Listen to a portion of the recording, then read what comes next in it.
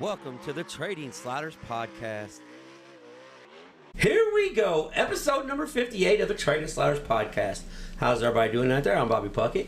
Here with me in studio is Kirk the Flash Bennett. What's going on, Flash? Not much, Bobby. Just had an exciting weekend again. Yeah, Flash had a fishing story that we'll let him talk to you about. Yeah, it never ends. Yeah, Flash goes fishing and had a disaster trip on the way home, but made it home. So everything's home. We're good. So all is well. This week's guest, Todd Hopkins. So we have our first international superstar from Clyde, Victoria, Australia, the 2025 Paragon Speedway track champion. First Aussie, first mate to win a track championship in a non-wing sprint car in the United States. Yeah. And Todd Hobson last night had a rough ride last night. Oh, yeah. I told him before, I said, hey, listen, your episode's coming out tomorrow, so I'm going to need you to do something spectacular. Yeah. I screwed up. I should have said, I'm going to need you to win. Yeah. So, spectacular he did. Win he did not. Right. But this week's show being brought to you by Diesel Boys LLC. I know we say this all the time, but please take care of the people who take care of us. So if you have any diesel truck work needing done in southern Indiana, reach out to Brandon Hooker and Diesel Boys LLC. Our deep dive is being brought to you each and every week by Kentucky Clutch and Performance. If you have any automotive type clutch work you need done for any type, make, model, vehicle, truck, car, semi-truck, tractor, you name it, they can fix it. So reach out to Chris and the guys at Kentucky Clutch and Performance. Our slider of the week being brought to you by Walt at Speed Decals. If you need any type of vinyl work done, I know race season is winding down and people associate Walt with race cars, but he does a lot more than that. He does truck wraps, he can make posters, vinyl, anything you need vinyl work related, reach out to Speed Decals. Our crash of the week being brought to you by D.O. Handyman and Remodeling. This week, I was at the racetrack and we could have 4, 5, 6 nominees for crash of the week. And with the stuff going on the TV right now, I'm sure there will be another crash before I get done with this at Charlotte. So, but if you need any type of handyman work done around your house, there's no job too big, too small. It can be something as mute as fixing the windows, fixing window jams to changing doors, doing hardwood floors. But whatever you need, just reach out to David at D.O. Handyman Remodeling, 812-989-5002. And our racetrack spotlight being brought to you by JT's Trackside Catering. If you have any event coming up that you need catering, no event too big, no event too small. I seen where he was just up at Josh Rice's last night catering a big Halloween party. So if you need anything catering wise, reach out to Jeremy Thomas at JT's Trackside Catering. All right. Yeah. Got through that. You would think I'd have that memorized by now, but I still got to have a cheat sheet. Yeah. So, news of the week.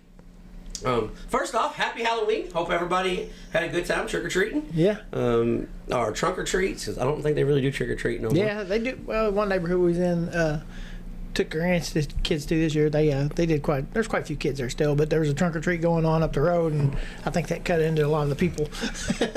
Tanya and I, we left our porch light on and everything. Nobody came by Friday night. Yeah. So we watched Hocus Pocus. Oh, yeah. First time I've ever seen that all the way through. Yeah. So, but news of the week, the World Short Track Championship going on at Charlotte Motor Speedway. It's the gift that keeps on giving. Yeah. The event that keeps on running. It was supposed to run. They've had a weekend too. Yeah. It was supposed to run Wednesday, Thursday, Friday, Saturday. Then it turned into Friday, Saturday. Then it turned into we're not going to do nothing until Saturday. Yeah. So it's Saturday, Sunday. So we've got it on in the background. But we're going to get into the World Short Track Championship. Yeah, that's something people talked about all weekend. So yeah.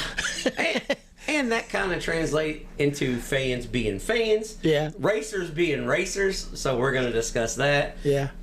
We had a double down in Arkansas. So we're going to get into that. Got 2 feature wins at the same track at Texarkana 67 this week. A former guest of ours goes into the Kentucky Motorsports Hall of Fame. Yeah. So that's pretty cool. We're going to talk about that in our past guest segments. UMP makes a little change. It turns into a big problem. Yeah. So we're going to talk just a little bit about the UMP change and my weekend trip to Redhill Raceway this week. First time racetrack number 331 for me, Flash. Yeah, that's pretty cool. You know, been to Redhill once before, but just stopped and looked at it because I was driving through. Yeah. The first time I've seen a race there. So, Redhill Raceway for the Midwest Thunder Sprint Cars. We'll start off with our past guests. This is the segment that we're still looking for a sponsor. Yeah. We'll put this out there. And a little heads up. If you're wanting to be a part of the big merch drop that's about to happen, we're going to need you to come on quick. Yeah. Because we've got some stuff in the works. But our past guest this week, Ricky Lewis, picked up the sprint car feature at Ventura Raceway in Ventura, California last night. I think there was 24 cars, started 8th and took the win. So yeah, shout out to Ricky Lewis, still doing Ricky Lewis things. Oh yeah, especially out west. Yeah, he's if it's a small track, yeah, Ricky Lewis he's going to do Ricky Lewis things. Yeah. But now if it's a big track, Briggs Danner picked up USAC East Coast 360 win at Bridgeport, New Jersey. So Briggs Danner doing big Briggs Danner things. Yeah, he likes those big tracks. Yeah, just gassing it up. Yeah. And Briggs had a good year this year. Yeah, Briggs had a real good year this year. Yeah. He ran top 10 in the 410 wing sprint car race too. Yeah. So he did double duty, non-wing and wing in the same night. That's pretty cool. Don't see much of that, anymore. Yeah. And last but certainly not least, in our former guest segment, Artie Beware gets inducted to the Kentucky Motorsports Hall of Fame. So go back and check out our Artie Ware episode. It's one of those episodes that you get a different perspective of somebody that you think a person's a certain way. Yeah. And it turns out maybe he's just okay, or he's getting older, one or the other. Yeah. but yeah, no, hats off to Artie Ware. Very deserving. Multi-time track champion, won hundreds of features at multiple racetracks. One of the few guys that, in our area, we have figure 8 racers, we have oval racers. Yeah. Artie is just a racer. It didn't matter if it was figure 8, oval, he was just going to go do it. Yeah. So one of the few guys that just, transition, not to sport, but transition his style of, okay, we can make this happen. We can make this work. Yeah. So I like about Artie too. His cars were always good-looking cars. Every time. He never had a bad-looking car. Never had a bad-looking car. Yeah. The one that was bad-looking by his standards still looked better than most of ours. Oh yeah. So that's yeah. But yeah, no, and he's a guy that does not care to change up his paint scheme either. Oh no, because there's plenty of guys that. Well, I already figured out that you can sell more shirts if you change your paint scheme. Well, I said he's not. He had this figured out before everybody with the late model and rap started doing that. Yeah, he's like, whoa, hold on a second, I'm gonna get another shirt. Yeah. But one thing I want to say about this. So I see some posts, and usually we do all positive, but there's some stuff this week. So we need to discuss it. So Artie goes into the Hall of Fame, well deserving, and then I see somebody. I'm not even going to say the guy's name, but he not only does he question it, he kind of just says he doesn't belong. Yeah, and that's just, that's ridiculous. Guys, can we just not be better? Yeah, can we? And in Artie's fashion, he commented back to him and gave the list of the guys that was in it and told him how he could prefer, if he thought those other guys that he named off should be in before him, how he could, make a suggestion to the committee. Yeah. So, know, but it's just, I don't understand it. Yeah. Like, people are always bitching and hating on everything. Yeah. It don't matter what it is. Like, somebody's always going to bitch about it. So. It never ends. Yeah, never ends. So today, there was a lot of stuff going on today. This is Sunday we're doing this, so there's a lot of stuff going on today about another racetrack around here that everybody's griping about. Yeah, that's next on the list. Yeah, I figured it was. That's how we're going to transition into this. But yeah. So on behalf of the Trading Sliders podcast, congratulations to Artie Ware for being introduced in the Kentucky Motorsports Hall of Fame. And one thing cool about it, I seen where one of our other past guests, Raymond Johnson, went down there and supported him during the, went down there and hung out. So that was pretty cool. Yeah, that was pretty cool. As we transition into fans being fans and racers being racers, first we're going to mention Charlotte. So Charlotte Motor Speedway, they put on this event, and they get 500 race cars. Yeah. Now, I said 500. I didn't say 5 to 100. Yeah. 500 race cars. Right. So there's many possibilities that could go wrong if we have no weather issue whatsoever. Yeah. We've been to events that have 300, 400, 500 race cars. We know how sometimes situations, as they say, the hooligan races, as they're on TV right now, may take a while. Yeah. We get that. But we also know that when it rains 11 inches in 4 days, 2 days before an event, they are going to have problems. So Thursday, I seen people complaining, well, it's not raining. We should be racing. Friday, they flipped the track over and let it dry out as much as they could. So it's okay. We're supposed to start at 11. No, we're going to start at 2. No, we're going to start at 4. And then at 6, the track's still so wet. They say, listen, we're just going to let this sit here overnight, and we're going to do it tomorrow. Yeah. I bet I seen 1,000 comments. Oh yeah. Charlotte don't know what they're doing. This racetrack is trash. They want everybody's money off the back gate. The weather is nice. We should be racing. Yeah. So that's Friday, okay? Yeah. Everything. The weather is nice. There's no reason why we can't race. Yep. Saturday they start, knowing that they got big tires, small tires, 2 divisions of modifieds, 2 divisions of street stocks, front wheel drives, mini stocks. So all that plays a different tone. Modifieds are in the racetrack. Yeah. Street stocks are heavy into the racetrack. When I say into the racetrack, I mean bottoming out. Right. Front wheel drives, flipping the track over. Just turning it over, yeah. So it's rough as hell Saturday. Yeah. Because they have 11 inches of rain. Yeah. That's why it's rough, okay? So the track's terrible. It's chunky. It's got potholes. There are big crashes, minor crashes, major crashes. Yeah.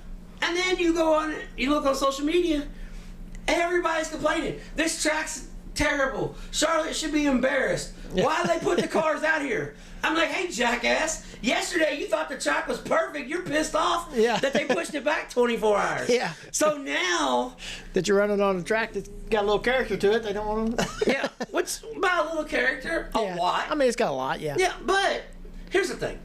Two things about it. First off, Joe Duvall. If you don't follow Joe Duvall on social media, on Twitter or Facebook, you have to because he's got some of the best sense of humor in all of racing. But if you look past his sense of humor, everything he says is usually right. Yeah. I mean, it's usually right, but he's just kind of being a smart ass when he's saying it. He said, we're our own worst enemies. Because I've seen that. Because now we're racing and we're tearing our shit up. And then now we're mad at the racetrack because they're making us race when we wanted to race. Yeah. You guys had an option to leave. Yeah. And some did. They had 500 cars, and I think about 20 of them said, we're not running on this stuff. Yeah. Which is fair enough, too. Yeah. It's your money, your equipment. Exactly. I mean, it's fair enough. So Joe Duvall says that. And I tell you what's really funny is about the whole situation, Caden Lowdy, he's there racing a 604 late model, and he put on I think it was Twitter, maybe Facebook, I don't know.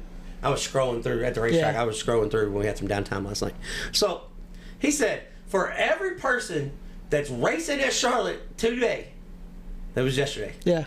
You forfeit your right to bitch at your local racetrack about track conditions all year. Yeah, I seen that one too. Yeah, I thought that was funny. He was like, I mean, you can't be bitching about it. So here's the thing, guys.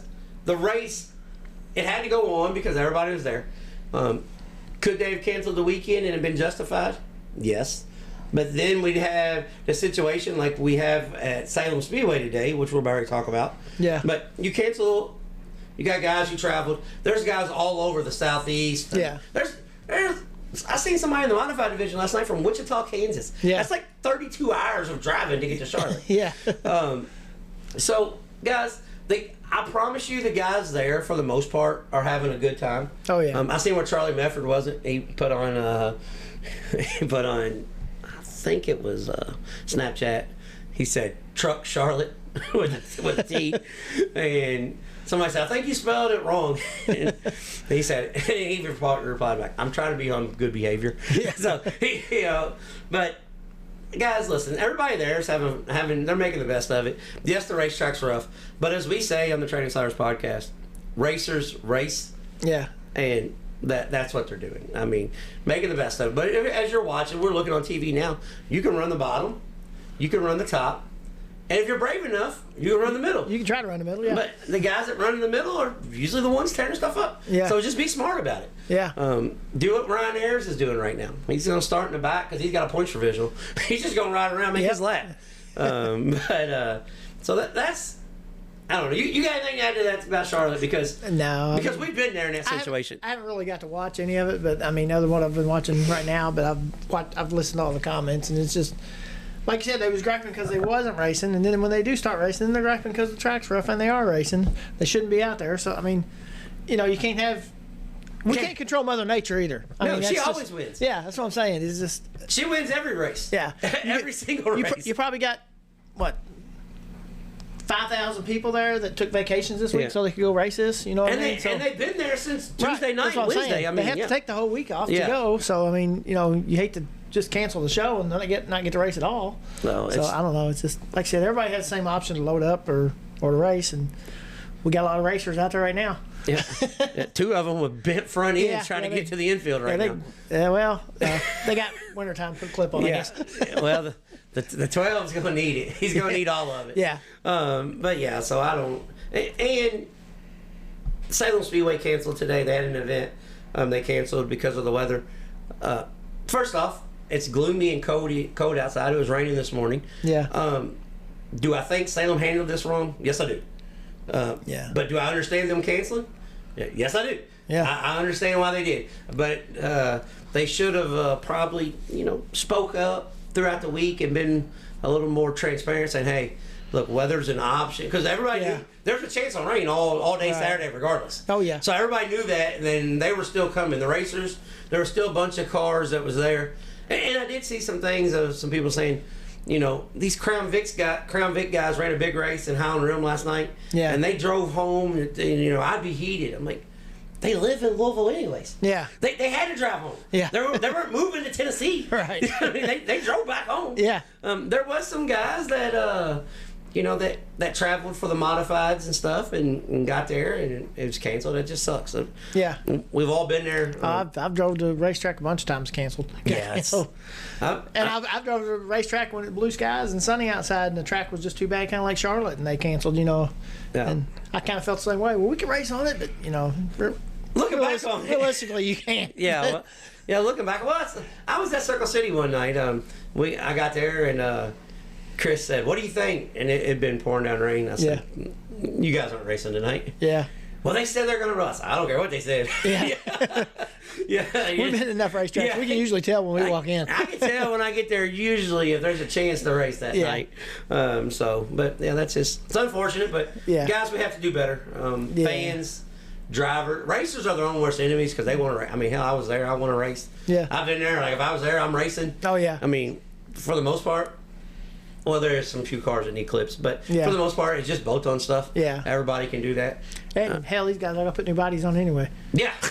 Yeah, and that's where, and it's almost like. That's a pretty good segue. And almost like Kurt looked at the show sheet. So. I actually didn't. You didn't? Okay. Well, so UP decided they're going to change the body rules. I don't care what you think about the body rules. I don't care what. Oh my God. We got a big one here at East Alabama.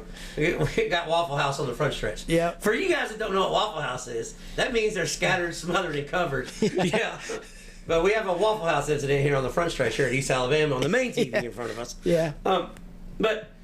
So UMP changes the body rules. Well, here's the thing. It doesn't matter what the body rule is because everybody's changing your body anyways.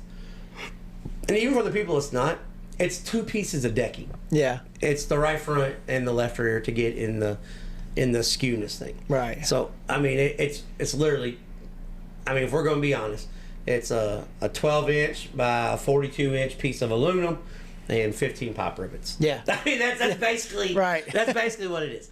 But here's where the headache comes, because now the hood has got to be wider in the front because the door's narrower. Yeah. So you got to change your hood. Yeah. And then there was guys that ran cell panels that were already illegal. Right. So they got to change them. Yeah. So I mean, there's most of the rules that UMP put out was already in the rule book. Right. It was. I mean, It's just everybody was stretching them so far. So here's the thing. Jeff Curl said something that Yeah. I gotta take. I don't know. Not offense to, but yes, I get what he's saying. The UMP modifieds, they're not a hobby division anymore.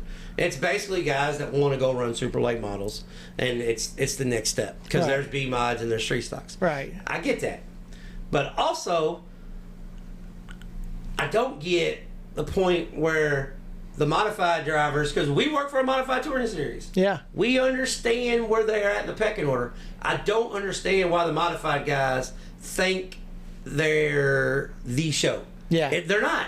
It's unfortunate. We work for a series that, Right. that a lot of times when we go to the track for the night, Yeah. we are the show for the night. Yeah.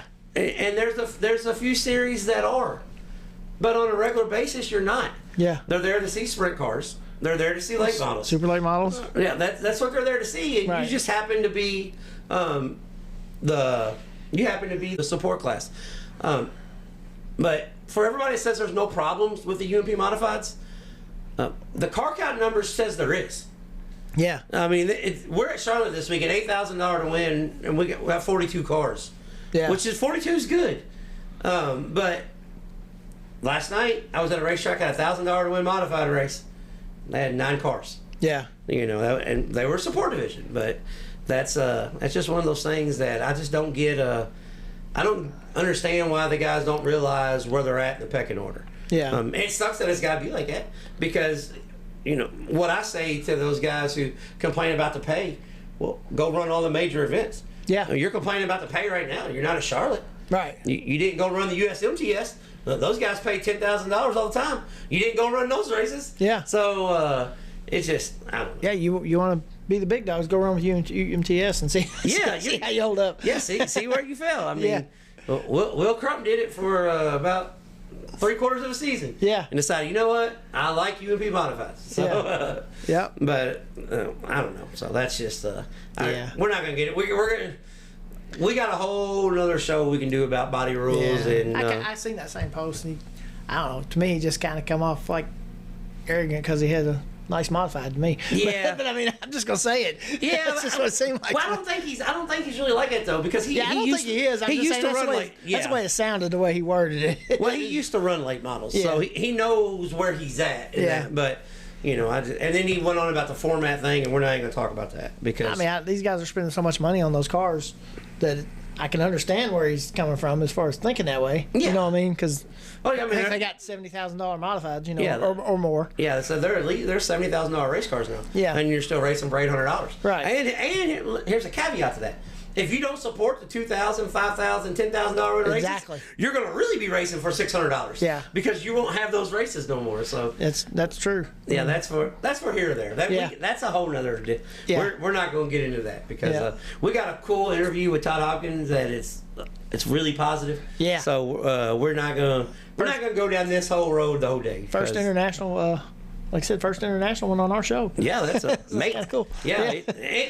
Funny story about this before I get into our trip to Redhill. Funny story about my interview with Todd. Yeah. We do them sitting on Hoosier racing tires, the big right rear tires. He's like, Oh, yeah. mate, I don't have any chairs, so we put a table in front of us and we both sat on a Hoosier right rear sprint car tire. That works. Yeah, that was funny. I was like, okay, Yeah. Todd, whatever. He goes, man, I he- missed out on that He one. calls it he's got all the slang, but he calls it the motor. Yeah. There's a motor home. And, they were racing that weekend. He goes, all my chairs in the motor. He's like, how's the tire? I'm like, it's good, mate. Yeah. So we had a double down for the short track nationals. This event was at I-30 for years. I-30's closed down now. So Texarkana 66 or 67 or whatever Texarkana it is. I'm pretty sure it's 67. Yeah. Texarkana 67 Raceway, I think. Yeah. Or 76. Hell, I don't know. Yeah. Texarkana. Yeah. All right. They have 28 sprint cars show up. for $20,000 to win Short Track Nationals. And see ya, Sam, Hank Davis. He picked up the win Friday night and then picked the win up Saturday night for $20,000. So it was the race. It wasn't. I don't want to say this because they stuck their neck on the line for $20,000 sprint car race in Arkansas, where they don't usually get sprint cars. Yeah. They had some good cars, but the race it just wasn't all that good. I mean, there was a cushion, but there was nothing else, so they ripped the cushion. They did have a couple red flags and a couple big wrecks, but as far as just overall good race, it was just okay. Yeah. So, it happens. But we did have a double down, so figured we'd at least mention that. So yeah. All right, Flash. I went to Redhill Raceway for my first time for the Midwest Under 410 sprint cars last night. Me and Tanya made the drive there. First off, easy drive. It's 3 hours from the driveway here. Oh, yeah. Not tough at all. 45 minutes past Hopstad. So from your house, it's 2 hours and 30 minutes. Yeah. Yeah, it's a very, very simple drive. Go through Mount Carmel. You take 41, go right by Kyle Cummins' house. Yep. Through Mount Carmel. Through, as Robert said, those damn cornfields. Yeah. So we went through those damn cornfields, and voila, there's a racetrack right there in the middle of the cornfield. It's kind of like Field of Dreams. Yeah. If you build it, they will come. That's right. First off, Redhill Raceway, beautiful racetrack. Got like Lego block walls. Have you seen that? Yeah. So beautiful racetrack, a wall all the way around. Catch fence all the way around the racetrack. Big 3/8 mile track. When I got there, Robert tried to talk me out of going. Oh, yeah. Because when the ditch got canceled, I called Robert and I said, "You going down?" No, straightaway's too long. I'm not going to watch it. He almost had me talked out of it. I was thinking, so I was like, "No, I'm going to go." And I'm glad I went. Yeah. Because Redhill Raceway is badass for sprint cars. Yeah. I can see where it would suck for late models because I've seen the regular, the A mods. Right. B mods race good, but the A mods, I see where they just kind of put it in the middle and it just circled it. I can see where, but for non-wing sprint cars, it was damn good.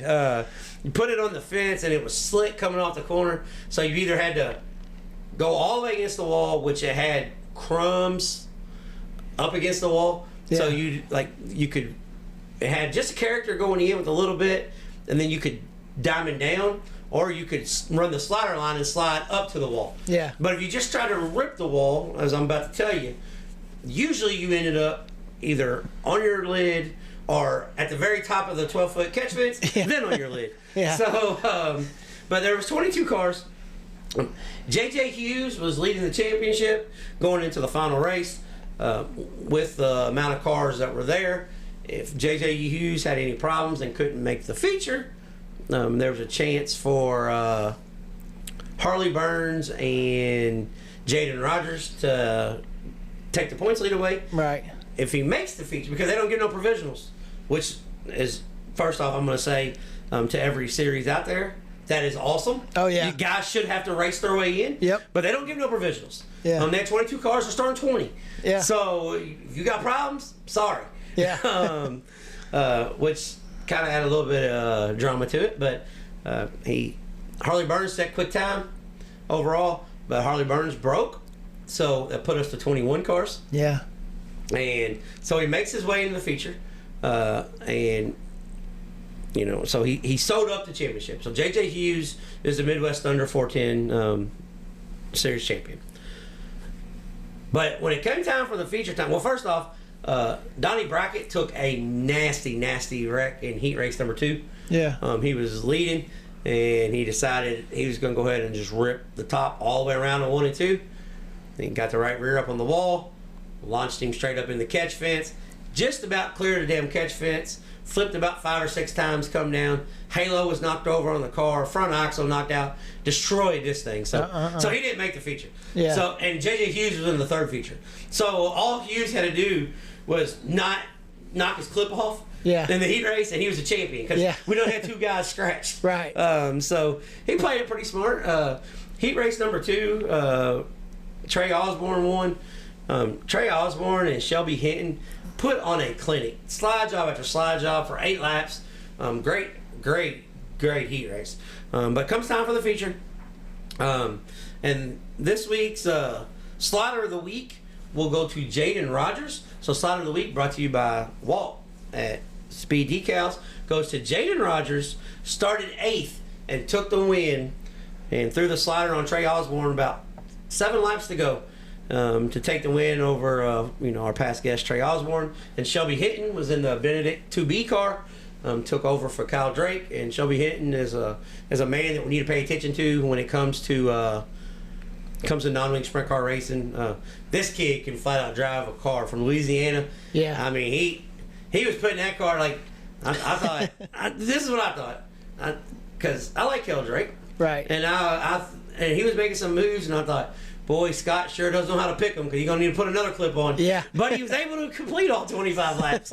I don't know how. Yeah. But so as the race started, Trey, I can't ever say this guy's name.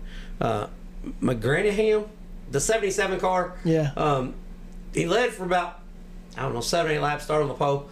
Him and Osborne started throwing sliders on each other, and Trey Osborne just come to life. So he throws the slider on him, checks out.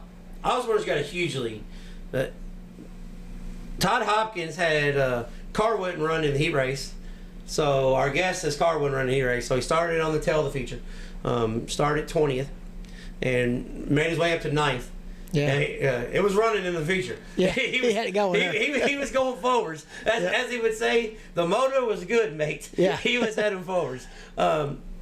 But CJ Leary spins, and CJ tried to just like short slide himself. Yeah. And instead of doing what other guys did, put it in the fence, he just looped it around instead of ramming in the wall. So he looped it around. Clips saving Bybit. Bybit goes end over end. As Bybit's coming down the track, he clips Todd Hopkins. Todd Hobson's end over end. So mate put it on his lid. Yeah. That's how he. We had 2 cars flip over there. There was 4 red flags in the feature, but this week's Dio Handyman Remodeling Crash of the Week goes to series champion JJ Hughes. Once J.J. Hughes realized he had the championship locked up, Yeah. he was going for broke, balls to the wall. So after this red flag comes out, they push everything back off. Well, Osborne's got the lead. Jaden Rogers is like in 4th. And Osborne short slides himself because they were throwing bombs on each other every end of the track. Yeah. So Osborne short slides himself, and when he does, Jaden Rogers just goes to the outside, rips him, slides Osborne going in the corner, takes the lead. When he does that, J.J. Hughes, he's like in 5th, and Osborne's in 4th. He said, well, hell, I'm ripping the top on 1 and 2 the same way. Did not work out for the series champion. Yeah. Put the right rear in the fence. Nasty wreck. Knocked the front axle out of it. The down bars were bent. Flipped probably 5 or 6 times. End over end. Yeah. Like not left or right. Like nose to tail. Yeah. Those hurt. Yeah. But so this week's Dio Handyman Remodeling Crash of the Week. It was one of about 4, but series champion JJ Hughes. Yeah. So, but yeah, overall good week. A really good racetrack. It was bathrooms were phenomenal. Food was great. Had a damn good barbecue sandwich. They had like JTM cheeseburgers on the grill. Oh yeah. And the guy cooking on the grill had like a 10-foot flame, so it was like charcoal taste. Yeah. Good food. Great night. I didn't stay for the mods and B mods because we had a 3-hour drive home, and which we were losing an hour or gaining an hour, however that works. So gaining an hour last night. Yeah. Yeah, but we lost an hour going. Yeah, so right. we were back to our hour. Yeah. Yeah. Because they were on that Central time. Gets a little confusing on Yeah. that night, don't it? Yeah, so I was like, what time are we gonna be home? Even I was like, I don't know. But overall, it was it was a good night. And Elijah Kanoki picked up the MMSA mini sprint. When this kid is like 16, 17-year-old kid out of Columbus, Indiana. Another kid that you need to keep your eye on. Him and Gunnar Setzer, 2 kids out of Columbus, Indiana that are, got big futures ahead. So, you got anything else for the week before we get off here and listen to our international superstar, mate? No. The only thing I was going to say, just want to congratulate one of our past guests with Masterbuilt up there, Josh. He got married this weekend. Oh, I did see that. Yeah, I seen where. So he got married on Halloween. Yeah, I seen where Taylor and I married him. Yeah. He's an ordained minister now. Yeah, Taylor does it all. Yeah, I was wanting to try to make it up there, but I I had too much going on. Yeah, it was one of those weekends. Yeah. So, well, we're gonna get off here and catch this week's guest from Clyde, Victoria, Australia, Todd Hopkins. It's time for the Trading Sliders Deep Dives presented by Kentucky Clutch and Performance. All right, ladies and gentlemen, on this week's Trading Slider Deep Dive, we have our very first international superstar out of Clyde, Victoria, Australia. Did I get that right? That's right, yeah. All right, Todd Hobson. I guess you're the first Aussie to win a 410 non-wing championship in the United States, correct? Yeah, I actually found out it's pretty close to that, and I think the only mistake you made is I'm not a superstar, but Oh no, I'm only just kidding. You've got your whole YouTube channel and everything. You're a big superstar. Oh, I'm trying. Yeah. Technically, I am the first to win a track championship. I actually had a good chat to Glenn Saville, who was at Lawrenceburg, and he won I think it was like the Iowa touring series there this year. So I guess I'm second. So No, you're first because the Iowa Tour, is that a wing series? It's a non-wing series. Oh, is it? Okay. Yeah, but I guess the track championship, I was probably the first. Well, so. that's what it's our show, and that's what we're going to say, okay? Absolutely. If they got a problem with it, they can get a hold of you. They can get a hold of me too, but I'll be honest, I'm so busy, I usually don't answer all the emails back anyway. So Yeah, that's it.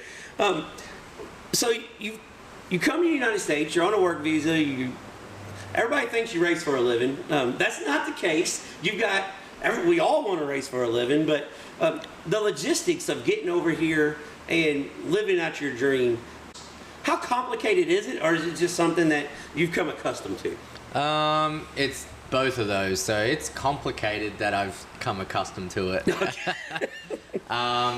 Yeah, people have no idea like what sort of I've been through to get to stay here. Really, like I'm on luckily an easier work visa where it's just like a lot of people, unfortunately, from Australia, just how the visas are set up, it's literally nearly impossible. Yeah.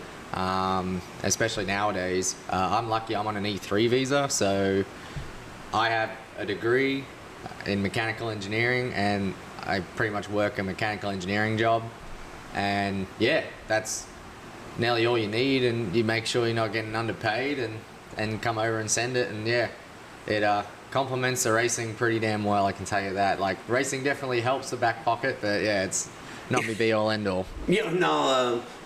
Especially, the style of racing that you do. 410 non-wing sprint car racing in the state of Indiana is the most competitive.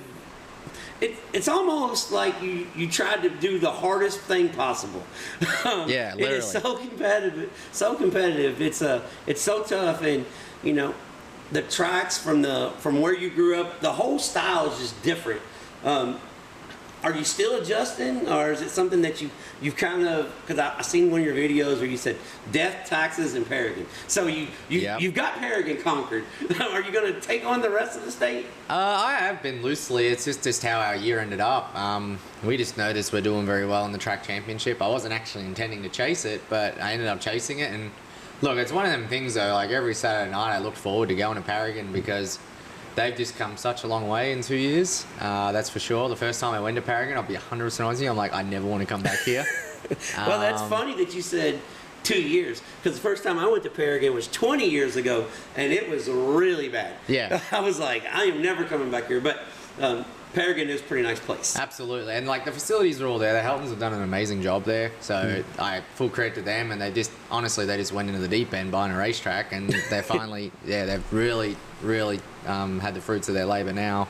But yeah, it is a different style of racing entirely. Australia's actually a lot more aggressive in a way, and just here you're trying to sort of race the racetrack and settle in, and Australia's nearly just elbows up and get out of the way sometimes. It's just, there's just a lot more finesse and racecraft here, and as I said, you're honestly just racing the racetrack. That's been the hardest thing with me, is just getting the racetracks figured out, because you got to be ahead of the racetracks with your car set up, and I got the knobs in front of me, like I'm just going to turn this one. I'm just going after it. Yeah, you got to go for the adjustable shocks, and now even we have adjustable Jacobs ladders. So, the hardest thing has been adapting to the tracks, and I really think I've just about got on top of most of them. And I've even, I think, got the skill set of where my speed is with the cars at the moment, what I've been running with the 3 teams, and yeah, I've yeah, it felt like I know where the pace I need to be in comparing to the USAC guys, and then I sort of just try and translate that everywhere into one sort of style, not necessarily just figuring a track out. So, but yeah, it's a tough estate. That's why I wanted to come do it. It was sort of a bucket list thing at first, and think, hey, I'm not terribly bad at this. I'm probably not the best here by far, but I thought if I can keep trying and people think I can get in their stuff, and we'll see where we end up, and here's where we ended up. So, well, what's fascinating to me is it's not only that you moved to Indiana, you've been coming over for 4 years, you've been here for 2 years, but not only that you settled in Indiana, and you made a quick mention, of the 3 teams. So, how much is that an adjustment? Because you're working with 3 different core sets throughout the year. Is it something that you just kind of to me, you just seem like a guy's kind of like me. You just kind of wing everything. Oh, I do, but I do wing it, but my head doesn't let me do that. Engineering brain, right? I'm lucky to have 3 teams with Wingo Brothers Racing, Jason Sujet Racing with John Sujet, and Doran Racing, or Wedgwood Doran Racing, I should call it. But yeah, they're all completely different to work with. Like, Doran's a well-polished oil machine, anything. We'll do anything for you, but we'll tell you when you're doing stuff wrong. And the extreme professionalism of that operation is just, I really enjoy working with that. John's just absolutely happy to be there watching his race car go around the track, and it's usually just me, him, and his brother Jim most nights, and his little 24-foot trailer with the rusted wheels, and his old Dodge that's rusted out as well. But he loves it, and that's why I really enjoy racing for him. Coming in after a good feature is really when I have the smile on my face when I see his smile and he comes, gives me a handshake, pat on the back. And Wingo Brothers Racing is honestly something I didn't expect for a while to run for, just because they've had such a caliber of drivers come through. That's who I started my Indiana journey with on my own terms. I first come here in 2015 just as a tourist with my Australian wingless team, Fitzpatrick Autosport, but I wasn't racing for him back then, but we come on a vacation.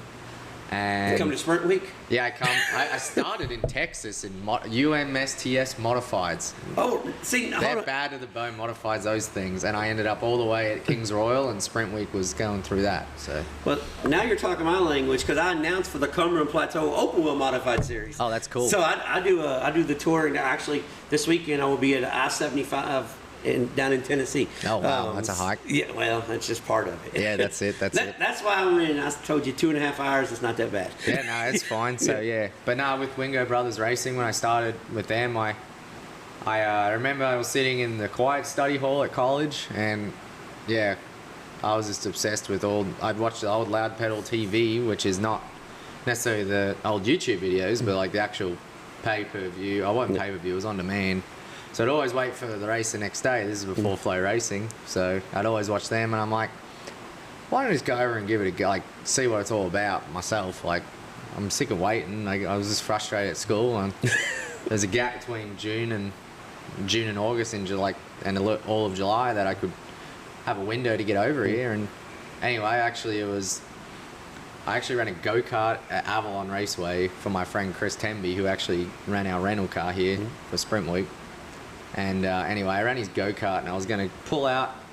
Home was left, right was Simpson Speedway for the All-Star 360 Sprint Car Challenge. And that's probably one of the biggest sprint car races in Australia.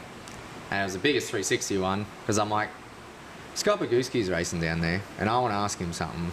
And anyway, I got to the crossroad, and I'm like, yep, I'm turning right. I'm going to the Simpson race, because it was a day show for the karts. And I went down there, and I did the questions for him. He gave me his phone number, and he helped me out with a few contacts that he knew through, I think it was Brad Bennick with his Momentum suspensions and all that, and got me in touch with Michael Dutcher, the 17 GP team. And yeah, I was going to help them out with Dave Dahl, and I'm like, oh, hell yeah, that's going to be cool. I'm going to crew on Dave's car for 6 weeks.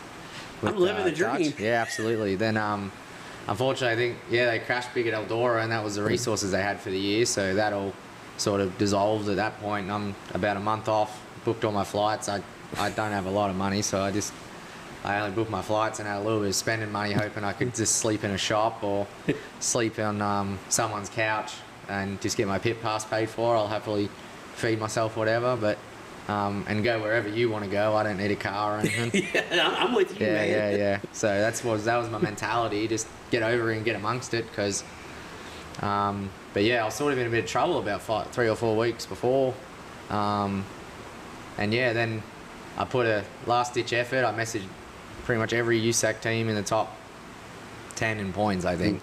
They all said the same thing. Oh, we currently have full staff, but we'll look out for you. I knew they wouldn't look out for me. But the thought was nice. Yeah. That was the right thing to do. And it's cool. I'm friends with a lot of these guys now. So, but back then I just was an eager kid trying to get over and try to get my foot in the door just to see what it was all about. I had the aspirations to at least try it, but I knew that was a million miles away at this Literally. point. Yeah. 15,000 kilometers to be exact. 10,000 miles. But then I just put this last-ditch effort. Gary Fitzpatrick of Fitzpatrick Autosport was like, look, to stick out from the average race fan that just thinks they can work on a car, write up a resume about what you can do, because you've run your own stuff, you know, you can run it to a decent level, and just know you have a bit of mechanical aptitude, you're not a grub, you don't smoke, you don't drink. So he said put that up, and yeah, sure enough, Brian Van Meveren messaged me on Facebook, which I realised we were friends, because I was in awe of non-wing. I had I just added the non-wing people, and he said, look, I need a hand for July. If you can come over, that'd be great. And I'm like, I'm trying to do the Rookie of the Year. I'm like, yeah, righto, cool. He's like, oh, so are you going to stay in the Airbnb or anything like that? I'm like, could you just ask to stay if I could stay at the race shop? Because he said he's from Minnesota, so he kept his stuff actually right here where we're recording this show in the Wingo Brothers Racing Shop. The couch was actually like to my right, what I slept on. But yeah, he said, I can ask, and yeah, he said we can just put you on the couch, and I'm like, I'll just text someone if I need to go inside to do the business or have a shower or something, you know. What's funny is you're actually going to give me a couch? I was willing to sleep on the floor to come do this. Yeah, literally. Oh, I wouldn't want to sleep on the floor. They had some plumbing issues back then. I called this from the right corner of the shop to the left back corner, right front corner, the back left corner was Wingo River. So when it rained, she ran through like a river. So my bag actually. Well, you had to sleep on the back right corner then. Yeah, that's probably a thinking idea. Next to all the mills and stuff. Yeah. Yeah, this Maxim frame right here was actually the John Stambro car that John ran before they blew the motor up about probably a month before I got over.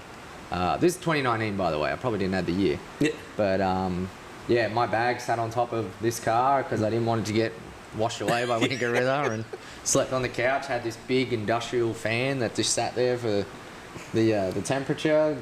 Probably best nights ever sleep I've had in here, trust me. But yeah, I ended up doing 6 weeks on the road with Brian and Zach Wingo, who's now my roommate. So he was only 17 back then, so we went up and down the road and went to Knoxville, did all sprint week, and that's sort of where it first ended up. And they were 18-hour days. I was doing it with a smile on my face. And if I wanted food, someone would take me to the Love's gas station up the road. And I get Subway. Yeah, because there's not a whole lot of food around here. No, there's not. But the Mason Inn in Pittsburgh, best feed you'll ever have. I'll tell you that right now. It's a great place to go eat. It's a good bar. You look out the front, it just looks like this dingy, honky-tonk shithole. But that's my story. How I actually got my foot in the door in Indiana, and how I got my first ride here was actually I'll go back a step, and like the inspiration why I got here was Jack Slash. With Sean Buckley, and it's cool. I can say I can contact Sean when I like and just talk shit with him. And he had these podcasts, and they had Meserol, Justin Grant on there as well. Who else? Joe Devon. I remember Dio was on there with the old Dio, the Woo Racing. Yeah. I forget. Well, heaps of drivers. Darren Clayton was on it. Yada yada yada. Anyway, the one common thing they all just said was you just got to be here. So that was the inspiration to get here. Well, Jack Slash, he was an inspiration to a lot of us. When I was a kid, well, I say a kid, when I was in my 20s, I may have been his first subscriber on the Jack Slash video thing. We talk at the racetrack and stuff, and I watch all the videos. I actually interviewed Jack Slash about 6 months ago. Nice. I sat down, we did a 2-hour Jack Slash special, so you have to go back and check it out. I have to go back and check it out. Yeah, I used to be a massive podcast guy, but because in Australia you travel 5 hours to race everywhere, and I'd be back Sunday to wash. Yeah. So I'd always have my podcast on, but now I've moved to Indiana, it's 40 minutes, an hour. Like, this is nice. It's not long at all. Yeah. Like, but yeah, so then Tyler Sturgeon Racing was also working at this shop along with Wingos and Brian, and yeah, I had nothing to do because when I finished working on Brian's car, what else was I meant to do? But I'd go over and offer when they wanted a hand. I'd help Travis Berryhill and Tyler work on, and Liz as well. I'd help them work on the car, and I was just happy to do it. And they had something to teach me. They had something to teach me, and yeah, I was in awe the first time I seen a 98. Trust me, like a 98 left rear wide. They're like 16 inches wide, and the hundreds, and I was like, oh my god. Yeah. That's why I remember one significant thing on those tire racks over there. But yeah, just stuff like the differences between the Australian, even like the tires, and obviously motors are a lot different. I can go into that a little bit soon, but yeah, the next year, Tyler, about February, this is 2020 now, so you can see where this is going. Yeah. He pretty much reached out one day when I was at work, and he said, hey, what are you doing this summer? You coming back? I'm like, yeah, I'm going to come back and probably help Brian again, he probably needs a hand and do all that. He's like, oh, well, do you want to race over here? I'm like, yes, absolutely. Yeah. And he goes, oh, well, we could probably put something together, just let me know and we can call and talk about it. And we called and talk about it and figured it all out, and all of a sudden I'm like, all right, I got a goal here, and then you want a little bit of sponsors to help out, which is fair. You had to run 2 cars. So I, starting to put some stuff together, and this is when COVID started to happen, and everyone's going a bit back-footed. They're like, oh, we're going to see how the next month plays out. That was what I was told. I'm like, bugger, come on. As soon as I got my big break. Yeah, literally, right? That's my luck. Well, I call it my dad's luck. Sorry, Dad. Yeah. But yeah, I was getting a little frustrated with all that, and we ended up getting locked down for 2.5 years. That's crazy. Yeah. Melbourne was probably, Melbourne's a city where I'm from, Clyde's a suburb, was probably the heaviest lockdown city in the world, Nelly. In like probably a country that's meant to be a democratic society.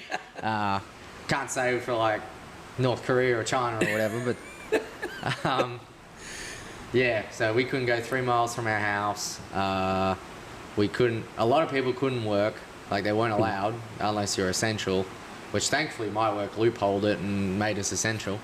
I had to get a worker's pass to go work on my dad's dirt modified, because I'm from dirt modifieds, Eastern style though, so it was kept at his workshop, which was where his trucks were kept. He has a semi-truck refrigerated transport business.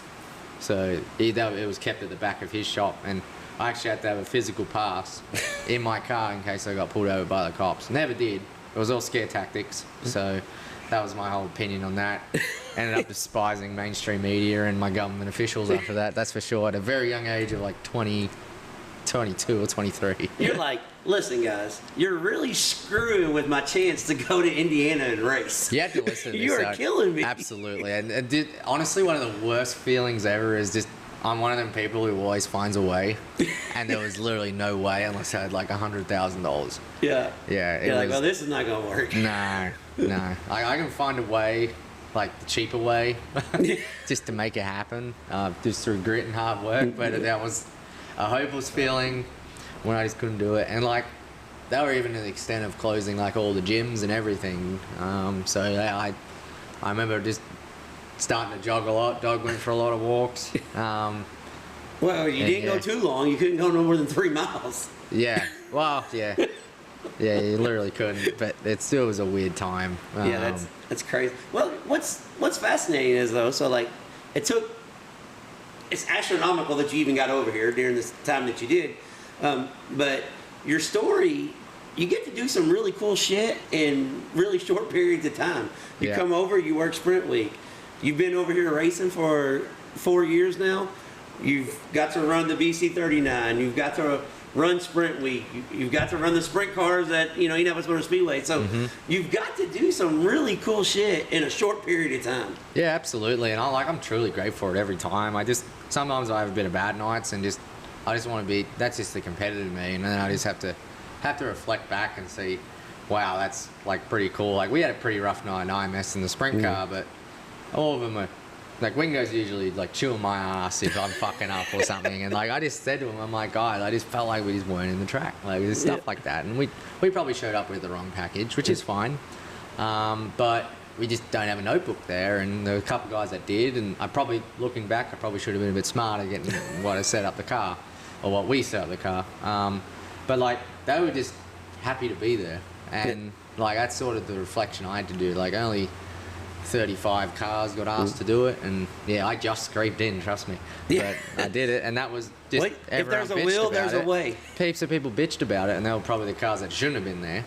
And like, go show up to USAC show. Like, look at Lawrenceburg on the weekend, 18 cars. Show up, and you could have made more money than running 6 at Brownstown.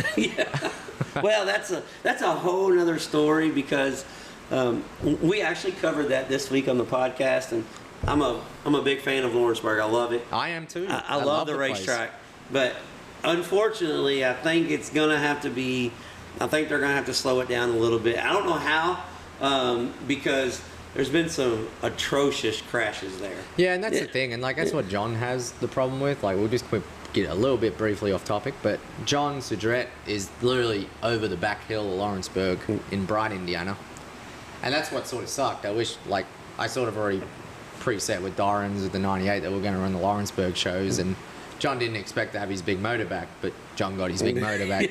So it was just, not the right deal to have a car over the hill and all that, but like, he has that motor for Lawrenceburg. Like, he says, I don't want to be outmoded here, and that's a place, and especially last weekend, like it. Yeah, there was no other divisions to help blow it off. It just wasn't blowing off because I had so much rain during the week. Like, I've never flat-footed the whole track, and I about did. So that's why you was quickest in hot laps. Yeah. That was a bit of motivation towards that. I'm not going to go into why that was motivated to do that, but the person who knows what they did, they're probably not even smart enough to realise. Well, that goes on in every aspect of racing. Absolutely. But anyway, where were we with that? That's the IMA. I've done some cool shit. You got to do some cool shit. Yeah, absolutely. What's fascinating is, though, you said you come from the modified world. You never ran any speed car races in Australia, did you? Any midget stuff? No, because I have a friggin' funny story about that. So I run V6 wingless in Australia. So it's the non-wing version of what we have here in Australia, but it only has a stock Buick 3800 in it, which is in a Holden Commodore. So it makes a whole whopping 200 horsepower. So same size, but the tires are smaller though, aren't they? No, same size. But you can run a smaller tire, but it just there's pros and cons to both. But the weight cutting is in the drivetrain. That's what we found with my team. The little tires is a little bit of a myth because my dad says you got tractors have big tires for traction. So you're trying to keep traction out of them only really at the start of the night. Then there's just no power to actually get the cars to work. So you have to put the traction back in them, probably harder than these things, because you've got to try and make the car work. I never ran speed cars because I was at a V6 wingless race at Premier Speedway. Pretty much for contrast, in a midget, it's like a mini Eldora. It's a round quarter. It's a big quarter. It's the high banks of Warrnambool now. They've taken banking out of it to try and make it race better. But back then it was, half this shot wide and like banked like super banked. And a fella went for a big ride and about cleared this massive catch fence, and my mum was there. And she come back to me, and I flipped the same night in the exact same spot. I was pretty new. It was only my first race there, and this would have been 2016. And it was like my first race at Warrnambool, big scary Warrnambool, right? And going, a whole probably 55, 60 mile an hour in this V6 car, and they are as slow as you think, trust me. Yeah. But nothing against them. I love the class because it's so fun to drive those cars. But they're not very fast. But I took a big tump in 1 and 2, and they still flip the same, trust me. Yeah. They still hit the ground regardless. They still hit the ground and barrel roll and do all that cool stuff and bend your frames. But I took a big hit, and then I don't know, we cut back, and there was just a thing with midgets, or they're called speed cars over there, but midgets. my mum said and my dad, they're like, if you ever bring a midget home, you're out in the street with the midget out the front too. So that was their theory. But then when I mentioned this, it doesn't really faze them. And my mum, I don't think, really understood what they were. Well, that's what I'm saying. She's thinking like, oh, those cars are slow. Yeah. She thought, oh, they're just the wingless. Because we call them wingless sprints in Australia. Yeah. She's, oh, they're just the wingless. That's funny. And she came to watch me. She watched me at Bloomington, Paragon, and Circle C last year. And she's like, you are mad, Todd. Yeah, well, Bloomington and Paragon, yes. But Circle City, though, that's a hidden gem. That place races phenomenal. They've really nailed it this year. That's what I think. It's always been a bit dry all the time and a bit hard to grab a hold of, which it sort of gets at late. But I think probably one of the funnest races I've ever had over here was the last USAC show there. It built a cushion like halfway up, and I'm like, and the exit just made it real squared up wrong. So instead of like going down the straight, you just slid along it, and everyone on the bottom went away. But I come back to the USAC guys after qualifying, and I qualified, my usual mediocre, like 16th to 20th. And I'm just bad at qualifying. I need to get way better at it. But it's just hard to trust yourself. When it's as a former racer myself, especially if it's something you're not real comfortable with, when you go out there and you don't have the other cars to judge off of, the oh shit factor can happen real quick. Yeah, and that's the thing. It's not like you're just trying to overdrive it and you miss a blow through the corner or something. With a non-wing car, you literally have to drive it to the edge of crashing. That's how they qualify, and that's why it's exciting. Couldn't watch wing qualifying. It puts me to sleep. Non-wing qualifying.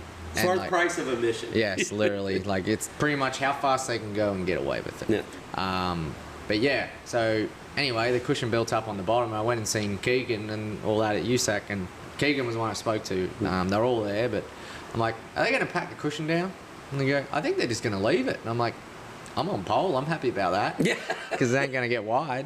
So yeah, because it was built so low. Like, unfortunately, the bottom wasn't the place to be, and I ended up running second in that heat. But in the feature, it just got so slick below. At the bottom got better, and then I think it was Chase Stock and 4 above the fluff. Jump over it on the way in.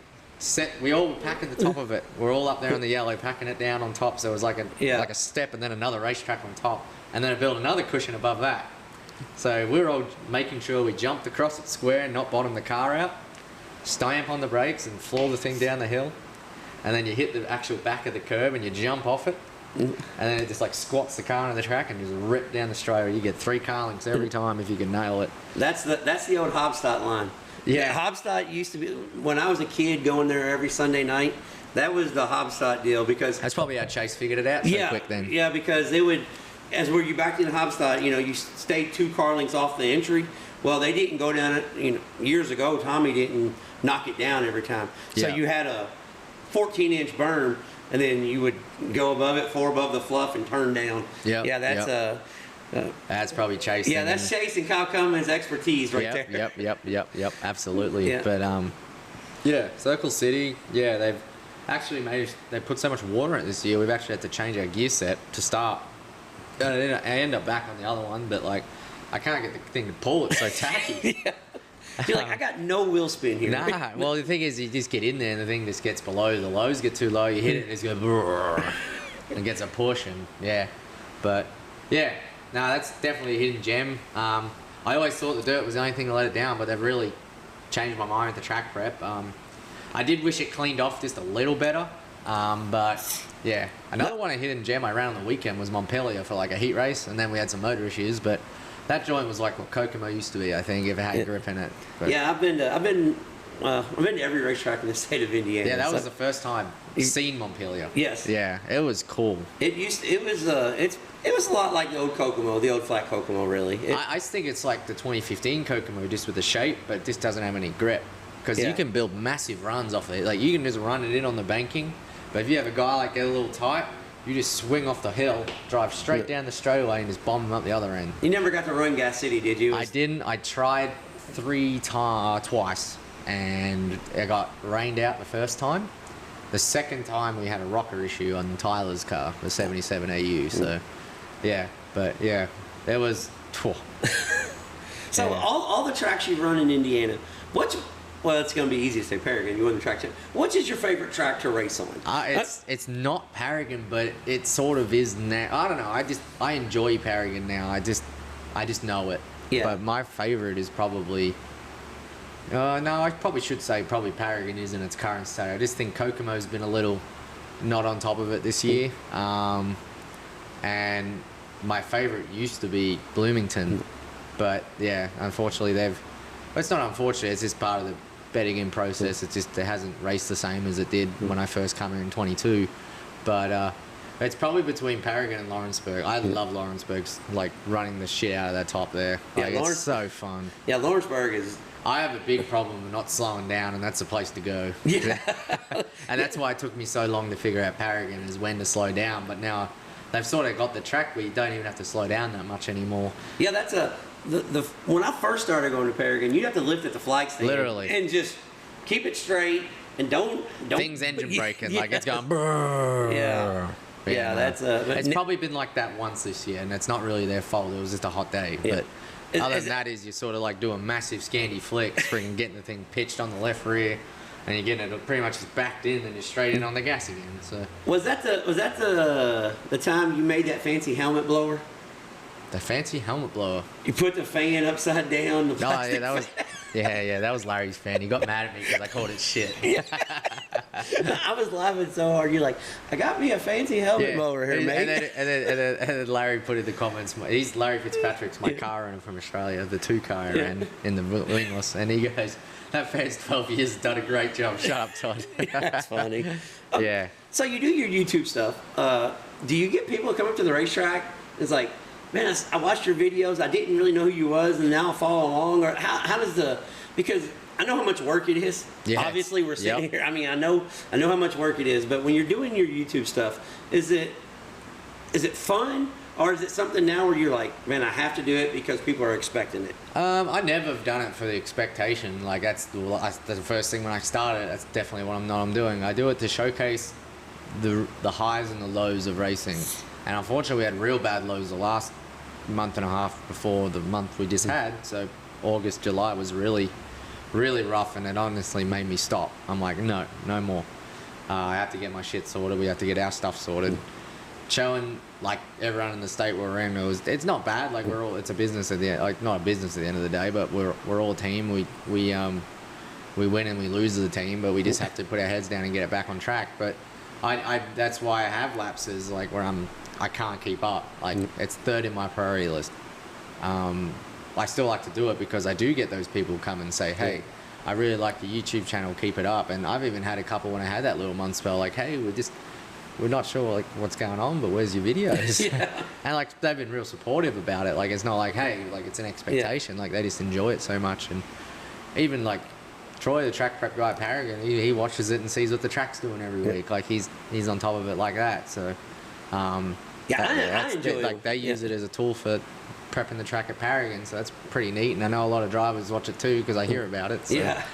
They're like, you asshole, you cut me off. I'm like, no, look at the video. Yeah, well, that's more like you're in the Justin Grain issue. Oh, yeah, no, that's a whole nother story. Jesus. But yeah, it's more like there was an incident probably in May. I think it was a guy, they hit it. It's really easy to hit tyres down the back straight at Paragon. And it actually ended up one car flipping real bad. And he actually went back and looked at it and said, it was just a bad, like he felt really bad. And then he just thought, it was a bit of a bad deal. And one driver come over, blamed him and all this shit. And he's like, hang on a minute, Todd's video showed this. Todd, come here, bring the camera over here. Yeah. That's funny. When you did have your bad wreck earlier in the year, and how in the world would you bruise your lungs? Yep. Like, how does that even happen? So what actually happened is when it flipped over, because I literally just got hit so hard that it pretty much turned the car upside down, like just inverted it. Yeah. Like it hit tire to tire, and it literally just flicked it upside down and inverted 180 degrees. And the cage dug in so hard, the belts got me so bad, I had bruising in the lungs. And it wasn't bad. Like I felt actually worse when I had my crash in John's car at Bloomington. I actually felt real fucked up. I can tell you that right now. I was like, I need to go to the hospital. This is not good. And anyway, I'm like, all right, I'm going to sit and watch the feature and see how I feel after that. And I was right as rain after that. Yeah. But that crash actually gave me vision issues, which I've rectified now. But this one, I didn't feel bad. I just got checked out. I wasn't really too worried about myself. I just wanted to go say, hey, why the fuck did you do that? Yeah. You know? I don't know how swearing goes on this, but No, you're good. if you're good, that's fine. No, there's 2 words you can't say because of YouTube, and if you say them, I'll just take them out. Okay, yeah, no worries. We're good. No worries. I mean, you being a YouTube guy, you should know how that works. Yeah, we're good. honestly, yeah, I'd put some swearing in that, and it doesn't really affect it too much. Yeah, Actually, so- that video is probably one of my most viewed ones with that crash, and there's a lot of swearing in it. Yeah. I just wanted to leave it in because I wanted the raw, like as I said, I wanted the raw. I mean, that was your emotion. That's how you literally. felt. Yeah, that's right, and that's a big part of it. But yeah, I ended up going back, having my peace. Then we had a second piece, which Justin was apologetic about it, but there was just a couple of things I just disagreed with what he was saying, which is fine, and that's just how it is. But then I started spitting blood while yelling at him, Yeah. and he's like, "Oh no, Todd, you got bruised lungs," and I'm like, "Huh." Well, Yeah. I'm like, he'd probably know. He's had a few diggers. So anyway, my sister I probably wasn't going to do anything about it. But I was actually, as soon as I started spitting blood and coughing up blood, I was feeling around my mouth in case I bit my tongue or bit my lip. But that was all good. And I'm like, that was all good, but it wasn't good. Yeah. And yeah, my sister said, probably you should go to the hospital. I'm like, all right, we'll go to the hospital then. You're like, I want to And I'm fight like, you all right right, we're now. just Now gonna I got to go- take your advice. Yeah. No, my sister. Oh, my your sister. Okay, I Yeah, thought she you was said over his for sister. Spring Week. Yeah. But yeah, so we ended up going to the hospital. Like, just going in for a check, no worries. And they're like, I'm bad with needle. Like, I don't mind trying to flat foot turn 3 at Lawrenceburg and throw this bomb from a mile back or something, but hate needles. Yeah. Hate them. Put the liquid IV and we had to watch the feature when I was going on flow while I was getting an IV because I couldn't look at it. Yeah. Oh, terrible, man. I was getting sweaty, hot and cold flushes. You're like, oh my God, what are they doing to me over here? And they'd take blood. I'm like, nah, just look away, just do it. And my sisters thought it was laughable. How's a so tough sprint car driver that don't carry a full send slide job at Lawrenceburg can't take a little prick in his arm? I just can't do it. Yeah. Just can't do it. I hate hospitals, hate needles, hate all that. Get queasy, get all that. Yeah. Not a good patient. Yeah, you're a terrible patient. Terrible patient. Better But, race car driver than your patient. I'd hope so. Yeah. But after that I'm like, oh yeah, it should be all good. Just get a check and go home. I drove to Brownsburg Hospital, Hendricks, just the next freeway exit here.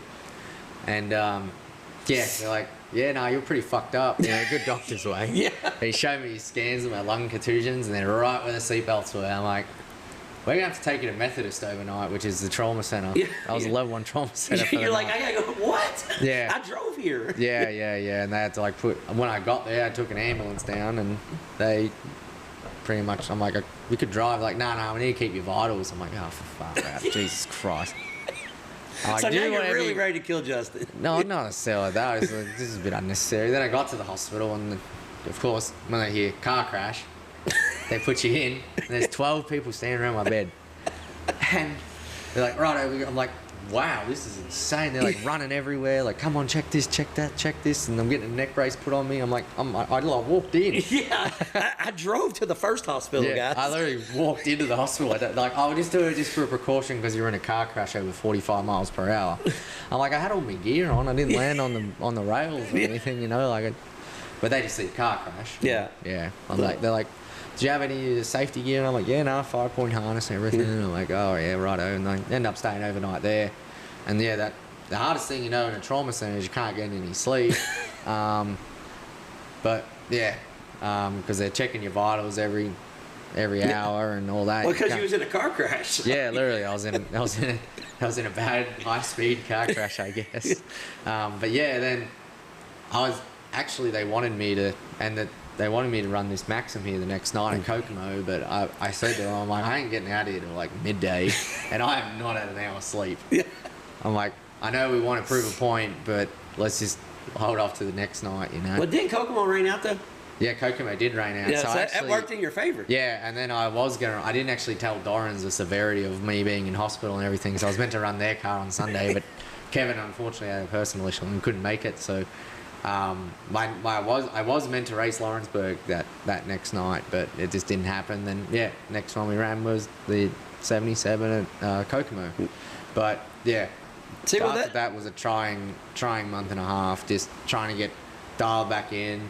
We had big three things going on. We had a motor that was tired. We probably should have not tried to do sprint week when you look back at it, but we really wanted to do it this year. Matt at MBL Transport really wanted to do it and see his car out there, and we really wanted to make it happen for him. And it's sprint week. I mean, it's where you size up and see where you are against the nation. But yeah, we had a worn out motor that I was saying was worn out for a few races before sprint week. So yeah, Jimmy's probably like, fuck it, he's just bitching and complaining.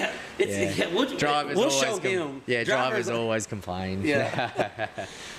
But then they were also, and like I was second guessing myself because they're like, is it you or is it the car? Because we're timing 35th. We went from timing in the teens to 35th. Yeah. And like I come in the Kokomo, I'm like, that was decent. And they said, my friend Chris goes, you're 37th. I'm like, are you kidding me? I'm like, I breathed it a little bit on entry, but like I felt like I was in the right part of the track. I probably maybe been a little sideways out of 4, but like I felt like this. You didn't feel 37, did you? Yeah. And I think, so I was in the C main. We had an overheating issue. That probably was the first red flag of the motor. And then, looking back on it, I went from the back of the C to sixth in the B, so that was all right. It was a good night to have a Maxim at Kokomo. DRCs are usually very, very right rear stuck race cars, and it was picking cars up and throwing them. So the Maxim, she just rides through the holes nice, and so that just started pretty much a month from hell, and then but it ended good though. I mean, it ended great. But that's a credit to my guys too, like Wingos, Mike and Jimmy, like they just never gave up, and Matt and Zach and Caden, like they never gave up to give me a car. They could just throw their hands up saying, sorry Todd, we can't do this anymore. Yeah, it's been a rough year. They put themselves in some sticky situations, like financially, like schedule-wise, everything. Like they've dropped everything to try to get us this championship, and it's paid off. So, unfortunately, the ticket to Tulsa, we were leading both at that point, and we lost the motor behind you. Bloomington, we just wanted to get. We all made a mutual decision about a month after that to get a DRC back together, and I actually bought a DRC roller from Ellettsville, Indiana. It was the O'Neill guys. They're from down your way. They were cousins, I think. It was Travis O'Neill, his name was, and Hunter was his son. Yeah. And they ran a lot down there, North Vernon, and Bloomington, and all that. And they just hadn't raced for a few years, and they were getting rid of it. And I went down and bought it. I was going to just part it out, use what I wanted, and anyway, it became the option. Yeah. It became our option, and I'm like, they're like, can we use your car? I'm like, yeah, bloody yeah, let's put it together. Yeah. So we built all the parts from the broken DRC after going checking them all and put it all together, and we busted our ass building a car in a week, and went to go out, hot lap, first lap, motor blew up, broke a rod straight away, because we had a couple of trying weeks to Maxim. Unfortunately the rod broke the first lap at Bloomington, which the ticket to Tulsa was a chili bowl ride from Chase and Kevin Briscoe. You could win through the Ford Performance driving school, and that was meant to be for a local Indiana driver.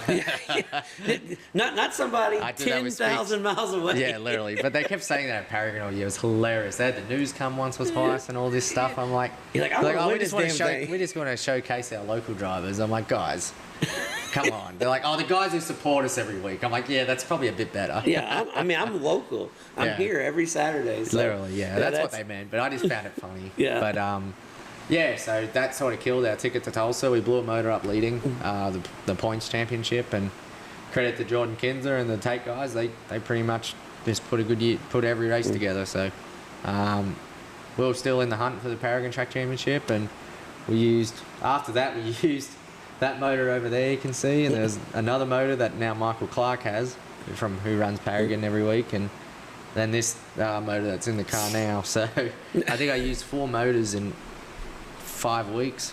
So you got to get used to everyone. Everyone is different. Yeah. Like the cars aren't that different, but every motor's different. Yeah. And then I went from John's big hitter at SmackDown, which is 950 horsepower one way, back to a dash 12, which makes probably 820 on a good day. Yeah. So that was a big jump. Yep. You're like, I just can't figure it out. Maybe it's me. Maybe it's the car. Oh, we were figured out by this point, luckily. So, like, I actually had a bit of a rough smackdown. We had a few... The track was so rough. Like, it just kept making a whoop section.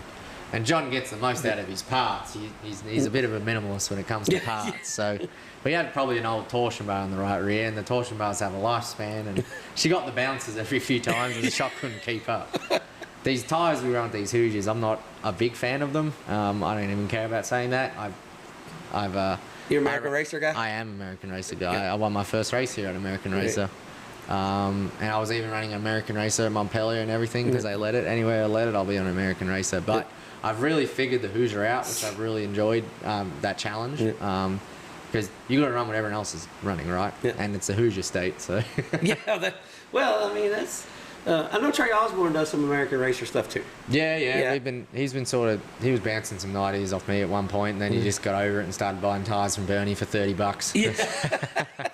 I'm like, yeah, works for you, mate. Yeah. But anyway, after SmackDown, we went back to the Dash 12 and ran second and nearly won, and well, in contention to win. I wouldn't say we nearly won, we didn't win, but we're in contention to win with Timer Hocko, so that's a good night. Yeah, so that's a good night. that was pretty much our first night with Black Betty, I call that car. Yeah. So yeah, she's all black. She's a bit ugly up close, but she's bad fast. So. No, that's all that matters. So you end up picking, was it 2 or 3 wins this year?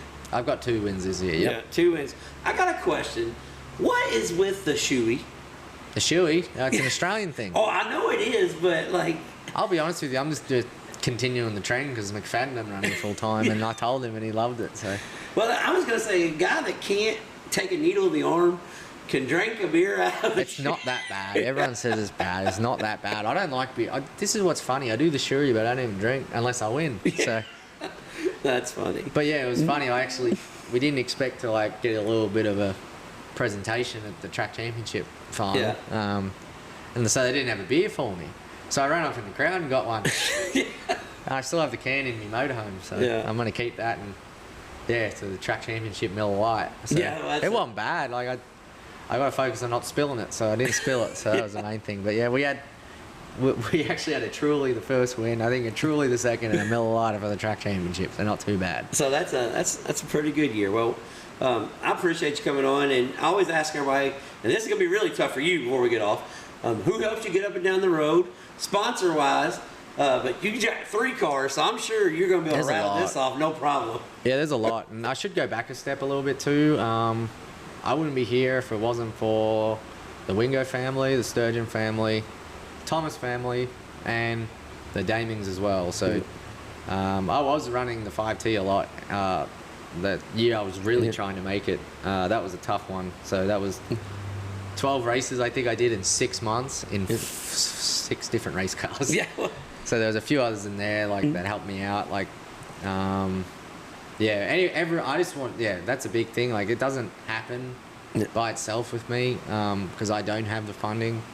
It comes with a lot of like people trusting me with their investments. That's what I call it when I drive for people. So I think it's I can list them all off for the drivers. Those Sturgeons was first I drove for, Damings was second. Then after that, Tony Helton I drove for once. Tony actually took me to Chili Bowl too at Ace Court. Who else we got here? I drove another car. There's Thomas family, which is sort of a Wingo car. So that was 4. He was a 5th, and I drove for Sturgeons again that year. And then John Sudrette, like I couldn't do without him. Drew Fab, that's his big sponsor. John gave my first chance at running a year here. While the year had to go perfect because if you had a failure, we were 3 or 4 weeks out. Yeah. But yeah, he does it all out of his garage. He does most of it himself. I feel freaking terrible. I can't get down and help him a lot of the time. Yeah. But he just knows what he needs to do and makes it happen, and he never complains about it. So I can't do it without John. Mike Whitney actually got me that ride and the Doran ride. He's big vintage guys. I don't know if you know Jacob's Ladder on. Yeah. So that's Josh Shorts, his posse. So they're ripper fellas. Like they'll go to Lawrenceburg. They have their hot rods out. And Brighton Finishes on that car as well. They're probably the 2 big partners on there. We got probably my product sponsors. I should go next. Willwood, Rod End Supply. We got Maxima Oil and this 77 this year, so that's cool. Man, I'm going to forget them. Local print shop. I can just look here, can't I? As I said, we got a car sitting next to us. We have a car right next to us, so yeah. Hinchman give me great suits, wide open clothing.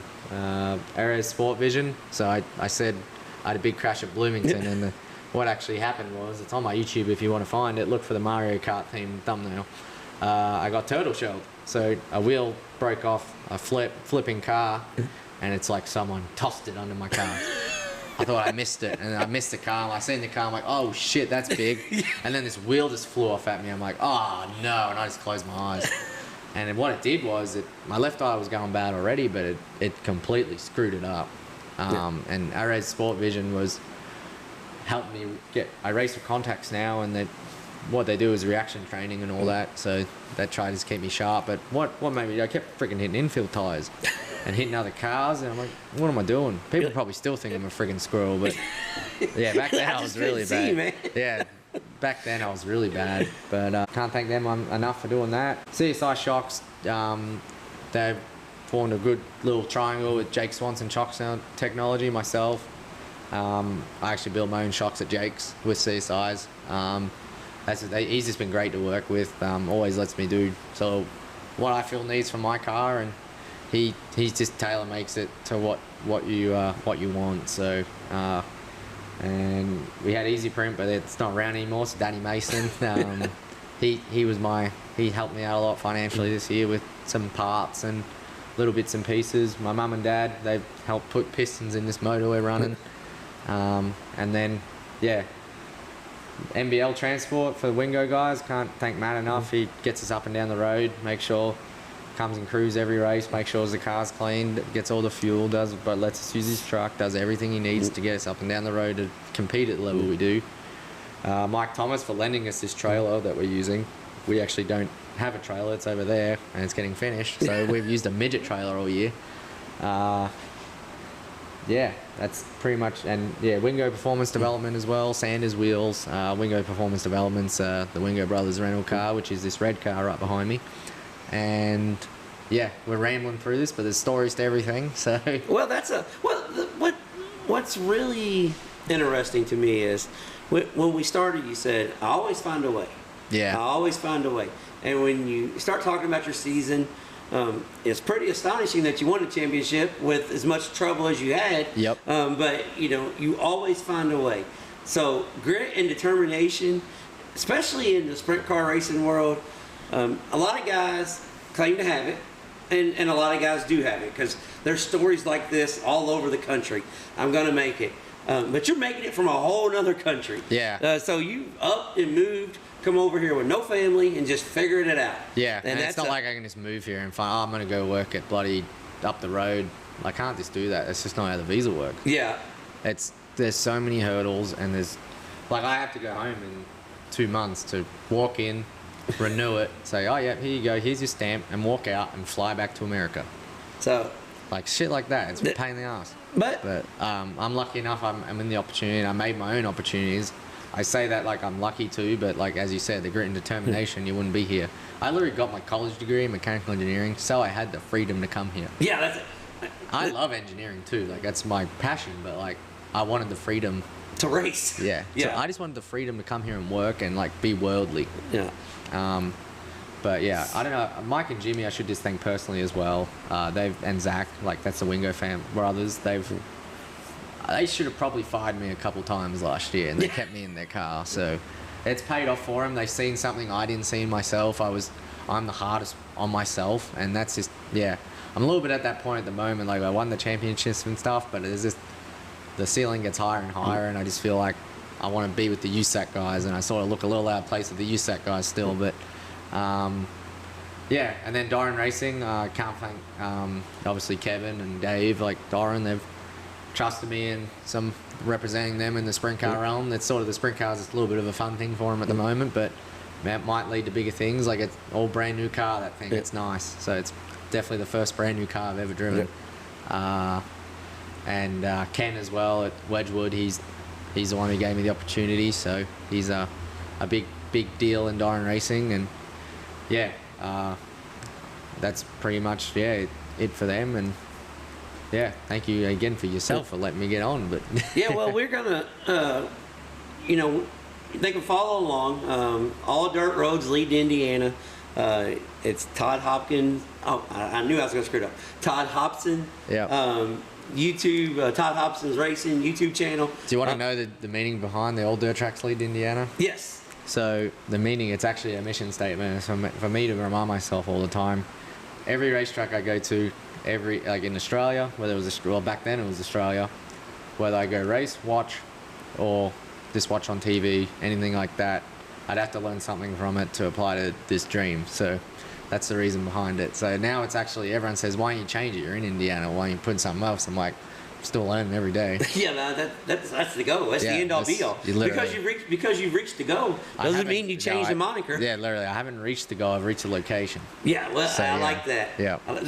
That's probably going to be the title. Yep. I haven't reached the goal. I've reached the location. Yep, that's right. But I appreciate you taking your time out, and I love following along with you. I love your journey because for the guys that don't know you and they follow along with this podcast, and they'll follow along with your videos hopefully. One thing we have some loyal listeners. So they will, if they don't know who you are, if they're from the modified or late model world, you'll get some friend requests when this comes out. Yeah, hopefully. I'm a big modified and late model fan. I love watching it. Yeah, Trust me, I go to the World 100 or the Dream whenever I can. So usually it's unfortunate I've been racing this year, but last year I went. We went to Farmer City and watched late models. Like I go when I want. Have you been to Fairbury? I haven't, and I want to. Non-wing sprint cars need to run Fairbury. They do. They need They've to. been there. Yeah. There are more there, and like all the USAC guys went. Like it's close enough, and it's a great shape. Yeah, and they get plenty of water on it. It builds a cushion. And that's the thing. Everything. Like the reason the sprint car guys don't like going to the Pennsylvania tracks and the Midwest tracks outside Indiana is a lot of them don't build the cushion. They don't have water in them. I couldn't believe it because Australian tracks are so manicured that they have water in them, but they're always so tight. They're just different. They don't build cushions like here. But I come over here and Brian Van Beveren said, this joint's tacky as shit. I'm like, Brian, it's blowing fucking dust. But it's blowing dust in spots. Yeah. Like it's still tacky and it's cushioned grippy. up. Where he's from, at Cedar Lake, in Wisconsin, it's like rubbered up. Yeah, like from the get-go. Yeah. So so that was a different contrast. I'm like, oh, they're prepped different in different parts of the country. Yeah. And like Pennsylvania is not known for cushions, and they're probably known for tackier tracks, but Pennsylvania tracks are probably prepped a lot like Australian tracks. But the shapes, there's no half miles like that in Australia, no. That's why the half miles in Pennsylvania are like 3/4. Yeah, they're big halves. So that's what's crazy to me as well. Just another thing half miles shouldn't be my thing, but I really like big tracks. I really like big tracks over here because like Eldora, I shouldn't even have a say. And it's still tied for my best USAC result at Eldora. You're like, how does this work? It just works Terre out. Haute the other week, I was literally in a position to have my best USAC result. I've never raced on it. I was running 10th, and the motor unfortunately got too hot. That just shows how hard I was driving it there. And like, these places shouldn't be my realm. I've never seen half miles before, but I really like places where you can carry momentum, and I think that comes down to the V6 stuff on quarters. So, but yeah, I thought that was just an interesting take. So no, see, like I said, it always works out. Yep, that's it. So we appreciate you coming on. Thank you for your time, and we'll follow along, and keep up next year. We'll run into you at the racetrack. Any off night I spend it watching non-wing sprint cars because that's my passion. Yeah, absolutely. So, we will catch up with you at the racetrack, and thanks again for coming on. Yeah, thanks, mate. No worries. All right, Flash. That was Todd Hobson.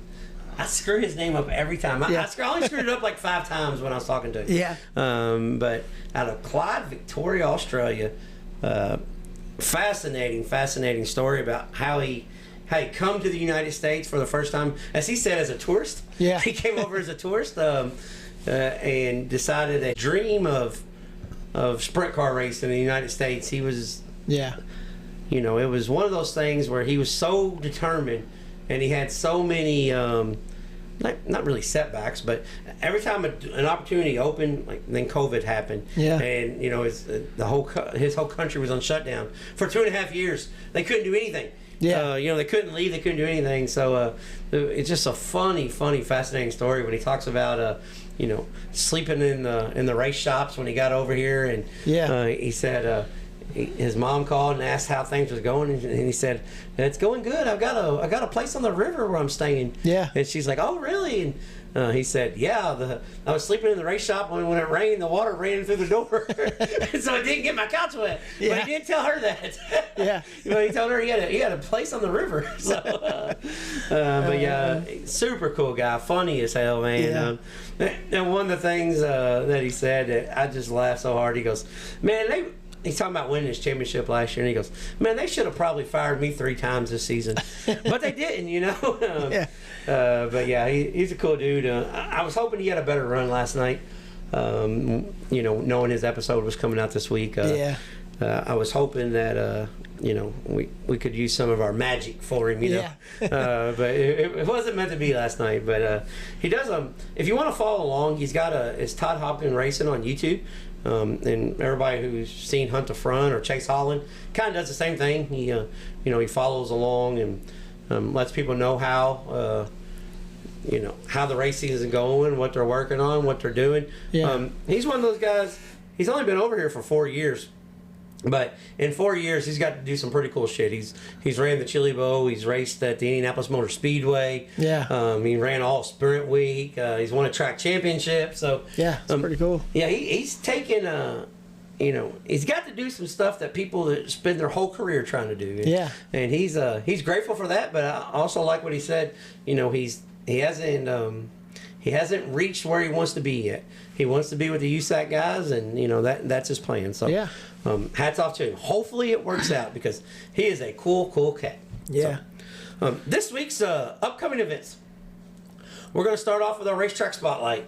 Our racetrack spotlight Saturday night.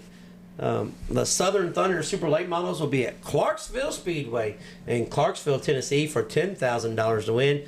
This is the final race in this famed racetrack's history, Flash. Yeah. This is a place that we've both been at. Yeah. Place that you try to knock a wall down. Oh, yeah. I did a pretty good job of it. Yeah. Yeah, Flash tried to knock a wall down there. But the Clarksville Speedway in Clarksville, Tennessee, a 1/4 mile red clay sticky bull ring. Yeah. That just it's great. one of them. It's one of the few tracks I've seen late models actually pull wheelies off the corners. Yes, it's a. I've seen it 2 or 3 times down there. It is a place that it's very unfortunate that this place isn't going to be with us anymore. But it is a awesome facility, all paved, blacktop. There's an old big track there. They they had a NASCAR. It wasn't a cup race, but it was the sportsman. Yeah, the sportsman's back in, or what do they call them? Yeah. Yeah, and if you go to the racetrack this weekend to check it out, walk through the pits, and at the back of the pits you can see some of the banking of the old the big track. Yeah. I think it was like a 5/8 mile track. It was like a sister track to Nashville. Yeah. But yeah, it's a. It's a really cool racetrack, and it's a shame that it's coming to an end. It's one of those places that the Tuckasee Toilet Bowl, the famed coolest trophy in all of racing, is formed there, and the Scroggins family, like him or not, you get the same cat every week at the drivers' meeting. Yep. He enforces the rules the same way. He's going to run the racetrack his way, and for all these years. There's been people that shit on him and this and that. I just want to say thank you for keeping the racetrack open for as long as you did, because the city and the whole thing, they've been trying to squeeze that for a long time. Yeah. We've been hearing for 5 or 6 years this is going to be the last year. Right. This is going to be the last year. So, but this week's racetrack spotlight, brought to you by JT's Trackside Catering, is the Clarksville Speedway for one last go around for the Southern Thunder Super Late Models. $10,000 to win. If you can't make it out there, you can support that by watching Hunt the Front TV and the Southern Thunder Series. All dirt roads lead to Charlotte, as we got Charlotte playing on the TV here, Flash. Yeah. But we'll start off Monday and Tuesday, Millbridge Speedway for the Extreme Outlaw Midget World Championship at Millbridge Speedway. It's like Pat Sullivan once said, It's like taking fighter jets and putting them in a gymnasium. Yeah. So the Yeah. Mighty Midgets will take on the 8th Mile track there at Millbridge Monday and Tuesday. That will be on Dirt Vision. And then Wednesday through Saturday, the World Finals at Charlotte Motor Speedway, the World of Outlaw Sprint Cars, World of Outlaw Late Models, and Super Dirt Car Series Big Block Modifieds. Yeah. All three on the docket. So, you check that out. The World of Outlaw Late Models will crown a champ. So, past guest Bobby Pierce, all he's got to do is, I think, roll off for the feature, and he's a Champion, series champion.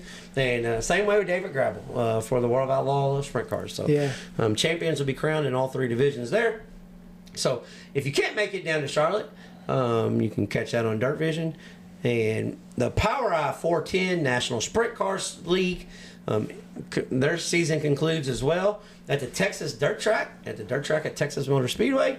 They're just outside of Dallas, Friday night and Saturday night. If you can't make it to Dallas, Texas, you're not in the Dallas area, you want to check this out, it's on Start to Finish TV. Start to Finish TV does a phenomenal job at covering, they cover a lot of the regional sprint car stuff, the Fast Series, the Ball Series.